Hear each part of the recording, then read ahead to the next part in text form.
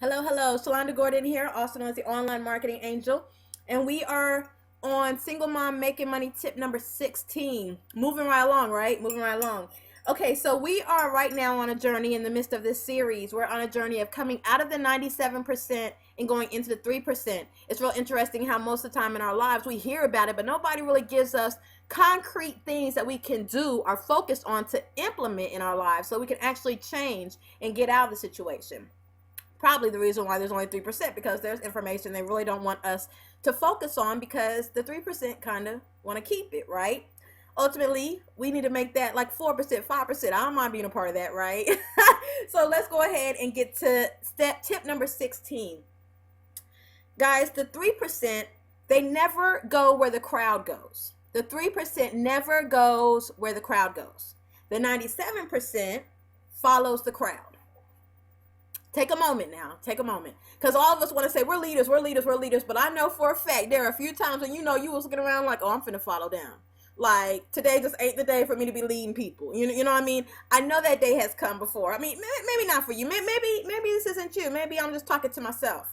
Yeah, that's possible too. That's possible. That's possible. So ultimately, the 3% never follow the crowd.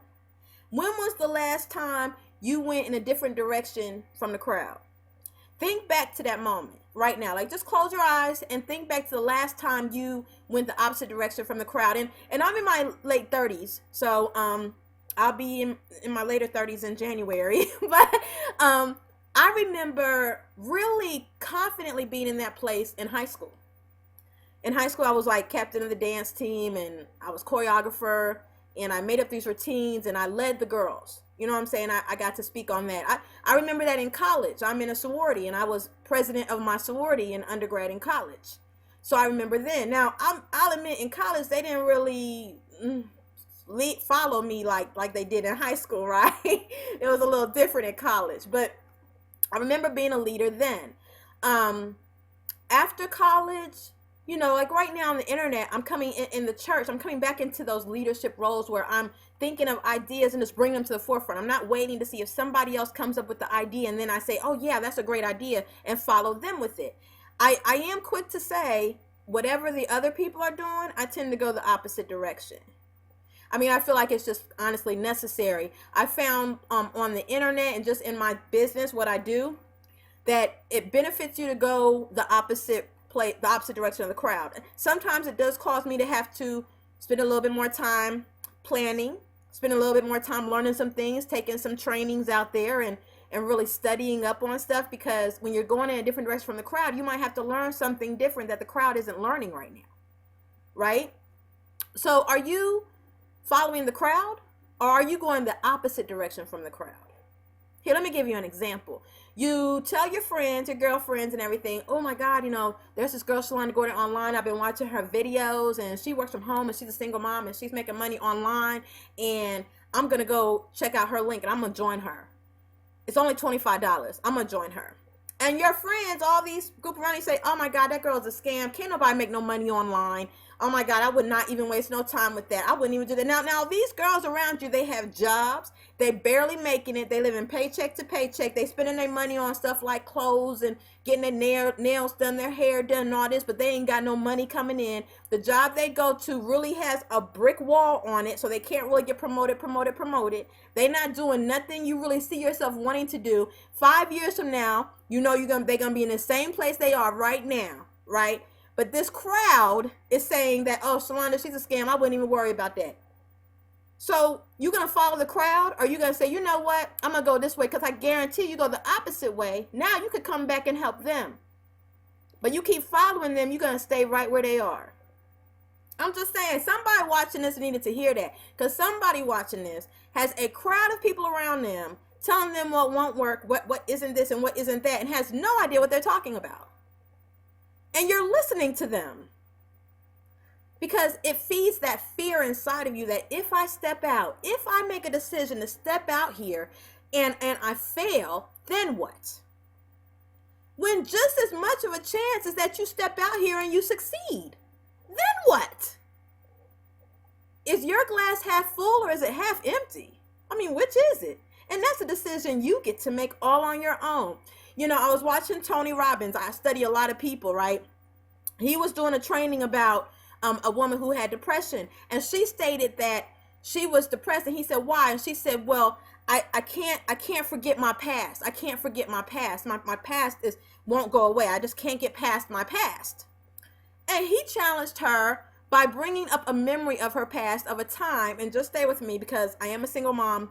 I don't mean to take your mind anywhere crazy, but he challenged her to think of a time when she was in complete ecstasy. Like right when she was at complete ecstasy. And some of you know exactly what I'm talking about. And then he said, now come back and see yourself right before you reach that peak. And so you can see it in her face. She was like, ooh, okay, okay. And then he said, now how do you feel? What are you doing? What noises are you making? How do you feel in that place? And she was like, okay, okay, you know, all of that, right? She was like, okay. And then he said, now this is a memory from your past. Can I challenge you to say that maybe you don't want to let go of all your memories in your past? You're choosing to look at the one that you can't seem to let go of instead of all those other memories you've had from your past that you really don't want to let go of. You could just as easily decide to look at this past memory that is this ecstasy that has this smile on her face versus this past that causes her shoulders to go down, her head to go down, and her just really fall into this place of depression, right? It's a decision on what she decides. Think of same thing with you. It's a decision whether you say, if I don't follow this crew of people that don't know what they're talking about, ain't going nowhere, ain't trying to go nowhere, just trying to keep me down. Because honestly, if you make it out, they got to look at you, and that shows them that they haven't changed, right? You become that leader. You become that 3% that says, I'm going to go the opposite direction that the crowd is going. There's just as easily a chance that when you take that step, and really, truth be told, guys, there's more of a chance that you'll succeed taking that step out away from the crowd than you succeeding staying. It's pretty much guaranteed. You know what's going to happen if you stay here, right? If you stay with the crowd, you know what's going to happen. So I challenge you, are you, just something to think about, are you going the opposite direction of the crowd, or are you following the crowd? And are you honestly letting that crowd that's not going nowhere dictate where you go? Okay, Shalonda, okay, I see what you're saying. Okay, yes, I'm surrounded. Okay, yes, you're right. Yet, what do I do, Shalonda? Which way do I go? You click the link below, and you just get in already. You stop sitting here waiting for someone to talk you out of your destiny, because you don't want to deal with the reality that you will have to press through your fear. You know, it's interesting in the scripture, and y'all know I'm a deacon. In the scripture, it says, though I walk through the shadows of death. First off, you're walking through, you're not standing there. But for some reason, a lot of us, we just keep going back and back and back and staying in the shadows instead of walking through the valley, right? And then they say the shadows of death. It's not even death, it's a shadow of it. A shadow of it. You got to really sometimes look at what you're reading and what it's saying, right? Right? So if you decide you want to walk through something, what do? You keep going. You don't sit there and look at it and keep going back to it, right? If your crew ain't down, keep it moving. Unless you want what your crew has. Which most of us, because that's 97% of people, I would be willing to say if you watching this video trying to get to the 3%, that you're chilling with the 97%. So I'd be confident in saying that they not going where you're trying to go. Hey, it's time for you to make a decision. It's time for you to move. Click the link, singlemomswithshalonda.com. Watch the video. Just get in already. Make the change. Make the decision. Focus on that feeling from that last time when you was close to ecstasy, right before it. Those memories. The last time when everything just came together in your life and it lined up for you. Remember how you felt then? Remember how you felt then? Take those feelings. Feel that. Feel it.